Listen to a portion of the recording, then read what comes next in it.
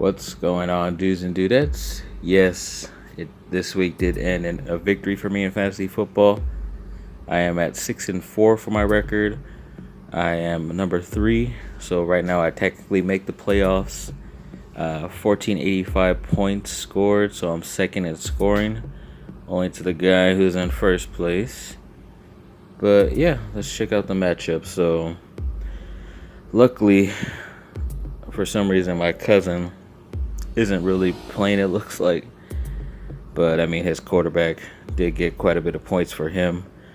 Tua pretty much underperformed, but what can you expect? Keenan Allen, he was off and on in that game, but luckily he had a late scoring touchdown, which helped. Thomas has just been the biggest disappointment ever. This is why I'm not going to get a wide receiver in the first round ever again. But yeah, it's just horrible. Unless it's DeAndre Hopkins, because I've had him before and he's been great. Robinson, I expect him to do more. He had all those points came from just yardage. He didn't score a touchdown, but if he did, he would have been over his average. Would have been good. Nick Chubb had a pretty controversial stuff. He had 18 points in his return, but it kind of would have been a lot better if he just scored the touchdown, because he had a chance to score from like the 1 yard. He ran a 59-60 yard run wide open, no one around him, and then he went out of bounds because he thought they had a better chance to win, but they're already up by 3. He scores, then they're up by 10, they're up by 2 scores, so why not just do that? But I don't know. Would have been good overall points, but he still got me 18, which is great to see. Hopefully he can continue for the playoffs. Jimmy Graham, of course, I had to pick up for just this random game. I needed a tight end, and of course he sucked. The tight end position has been really horrible for me after I gave away Waller, who would have been consistent, but I needed a different player at the time. Gibson did really well. 2 touchdowns, great to see. Took a chance on Duke Johnson just because he had a pretty good matchup and he was going to be the starter. Only gave me 5 points, which sucks. Of course, Juju had 18 points off the bench, and then when I try to start him next week, he's probably going to suck. Landry was pretty bad against a good matchup. Davis did all right, and of course, Ayuk, the rookie from San Francisco, did really well. Chris Carson out once again, which is horrible, but he should be back this week, even though it is a shorter week. I think that's why they kept him out, but we'll see. It is against Arizona, who he didn't do all so well. Should be getting Mostert back as well, so hopefully these fools stay healthy for the fantasy football playoffs. Rodrigo Blankenship, kicker, got me 15, which is great. Luckily I stuck with New Orleans defense to give me 23 points, which is good.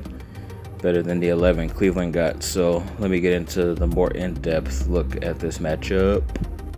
So yes, it's technically a down week when it comes to grading for me, because I still scored 126 points even though I was projected 141.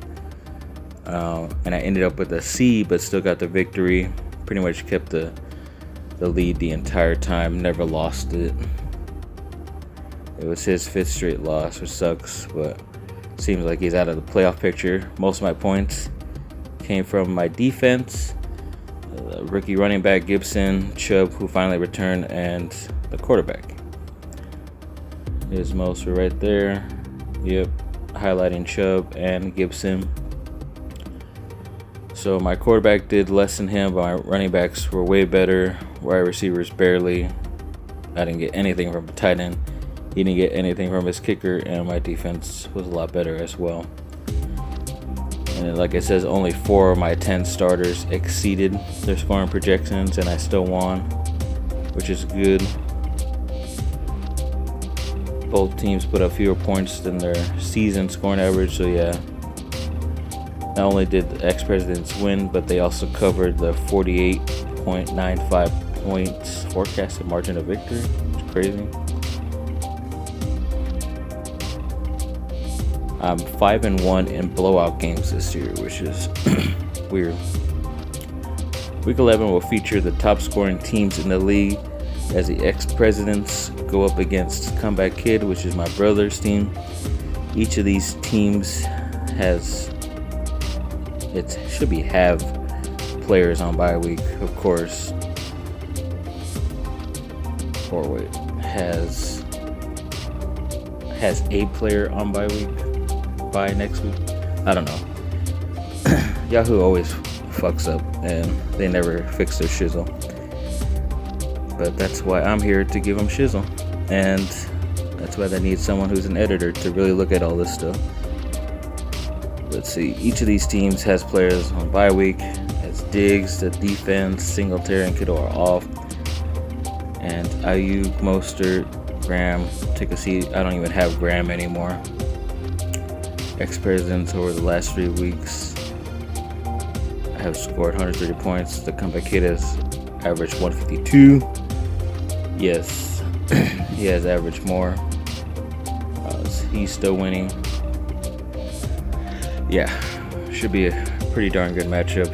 I think so.